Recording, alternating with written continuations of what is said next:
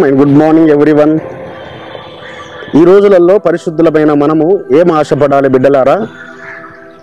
నేను అనేకులతో సమాధానంగా ఉండాలి, నా కుటుంబం అనేక కుటుంబాలతో సమాధానంగా ఉండాలి, నా పట్టణము నా దేశము అందరితో సమాధానంగా ఉండాలి, అన్ని కుటుంబాలు బాగుండాలి, అందులో నా కుటుంబం ఉండాలి.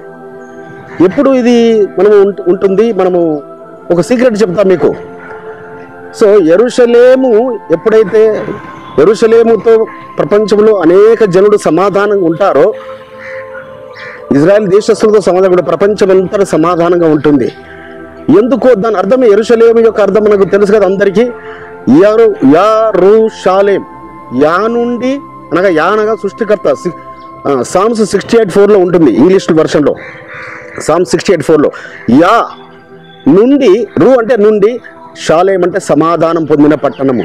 కాబట్టి ఆ సృష్టికర్త యొద్ద నుంచి, యెహోవా నుంచి సమాధానం పొందిన పట్టణముతో సమాధానంగా అందరూ ఉంటే అందరి కుటుంబాలలో సమాధానం ఉంటుంది.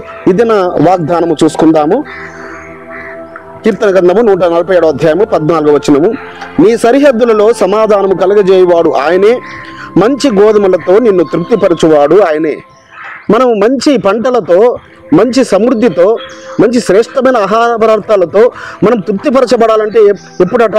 మనం అనేకులతో సమాధానంగా ఉంటే.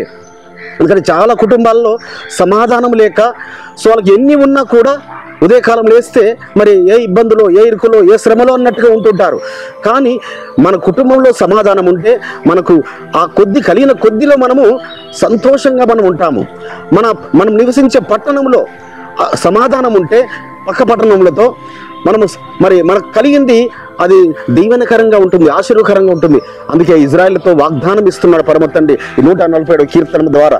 మరి యెరూషలేములో నుంచి మాట్లాడుతున్నాడు. యెరూషలేముతో మీరు సమాధానంగా ఉండండి. యెరూషలేము నుంచి 122వ కీర్తనలో యెరూషలేము క్షేమం గురించి ప్రార్థన చేయాలని మనం చూస్తాం కదా. సో యెరూషలేము నగరంలో క్షేమం ఉండాలని మనము ఆశపడతాం కదా. కాబట్టి యెరూషలేము క్షేమం గురించి ప్రార్థన చేస్తే మనకు క్షేమం ఇస్తాడు. యెరూషలేము సమాధానం ఉండాలని మనం ఆశపడితే మన కుటుంబాల్లో సమాధానం, మన పురంలో సమాధానం, మన పట్టణంలో సమాధానం, మన రాష్ట్రంలో సమాధానం, మన దేశంలో కూడా సమాధానం.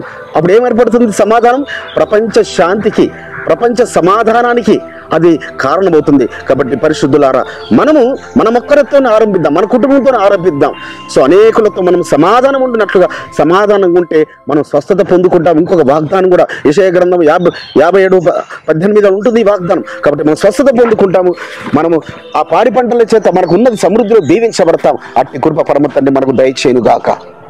పరిశుద్ధుడైన తండ్రి అబ్రహాం, ఇస్సాకు, యాకోబుల ఎలోహిం, అవును నాయన, మేము మా కుటుంబాల్లో సమాధానము గురించి మేము ప్రార్థించినప్పుడు, అనేకులతో సమాధానం ఉన్నప్పుడు మా యొక్క పాడి పంటల చేత, సముద్ర చేత మీరు ఆశీర్వదిస్తున్నారు, మంచి గోధుమల నుంచి తృప్తిపరుస్తానన్నారు. అట్టి కృప మీ పిల్లల మీద మాకు అనుగ్రహించమని నజరుడైన యేసు నామమున స్తుతించి ప్రార్థించి పెట్టుకుంటున్నాం పరమ తండ్రి. ఆమేన్. మన పరలోకపు తండ్రియు, మన రక్షకుడును, విమోచకుడును, నజరేయుడైన యేసు వారి దివ్య సముఖము నుంచి మీకును, మీ కుటుంబములకును, మీ వంశములకును శాంతి, సమాధానము, కృపయు మెండుగా కలుగునుగాక. ఆమేన్.